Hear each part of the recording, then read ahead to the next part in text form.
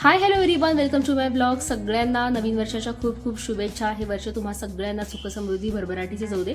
आणि 1 जानेवारीच्या निमित्त माझी सुद्धा कामाला सुरुवात झालेली होती, कारण मला जायचं होतं रेकॉर्डिंगसाठी स्टुडिओमध्ये. आणि मी सकाळी सरांना फोन करून सांगितलेलं होतं की काही ज्वेलरी शॉपचं रेकॉर्डिंग मला करायचं आहे. सो सर म्हणाले की मी आहे ऑफिसमध्ये आणि तू तुझं आवरून येऊ शकतेस. आणि आमचं रेकॉर्डिंगचं काम जे आहे ना, तर ते फायनली सुरू झालं.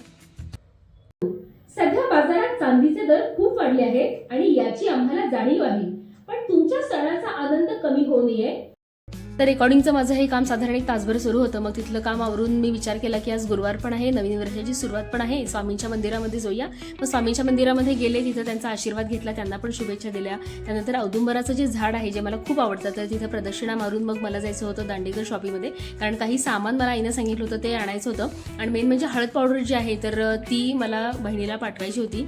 थोडंसं कन्फ्युजन होतं, कारण 2 यांचे ब्रँड होते वेगवेगळ्या प्रकारचे. पण फायनली आईनं मला जे सांगितलं होतं तर ती हळद मी इथं खरेदी केली होती. म्हणजे पाव किलोचे 2 मला पॅकेट घ्यायचे होते. नंतर घरातलं पण थोडंसं सामान मला घ्यायचं होतं, जसं की तांदूळ संपलेला होता.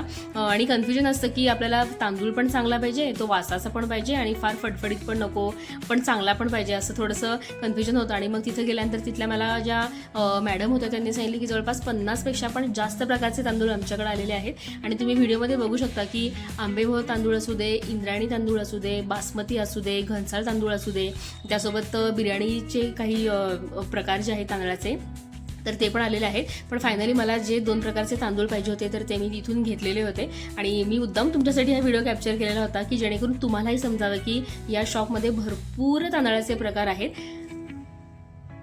बघू शकता की किती वेगवेगळ्या प्रकारचे तांदूळ आहेत. आणि इतका घमघमाट सुटलेला होता ना, म्हणजे उगाच असं भूक लागल्याची जाणीव होत होती.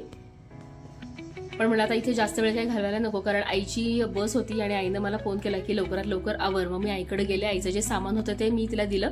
आणि ॲक्च्युली पुष्पराज चौकामध्ये तिची बस येणार होती, पण तिची बस मिस झाली, त्यामुळे मी विश्रामबागमध्ये तिला सोडलं. आणि मग बस आल्यानंतर आई बसमध्ये चढली. आई जाणार होती आमच्या गुरूंच्या गावी निंबाळला, आणि तिला बसमध्ये बसून मग मी घरी आले. आणि भूक लागलेलीच होती, त्यामुळे घरी येऊन मस्तपैकी आता म्हटलं जेवण करूया, म्हणून ताट पण वाढून गेलेलं होतं. चला तर मंडळी, या सॉन्डवरती हा व्लॉग इथं संपवते. व्लॉग आवडला तर नक्की लाईक करा. चॅनल जर सबस्क्राईब केलं नसेल रिअल आरजे रश्मी, तर चॅनलसुद्धा नक्की सबस्क्राईब करा. भेटूया आपण पुढच्या व्लॉगमध्ये. तोपर्यंत सगळ्यांनी काळजी घ्या. बाय.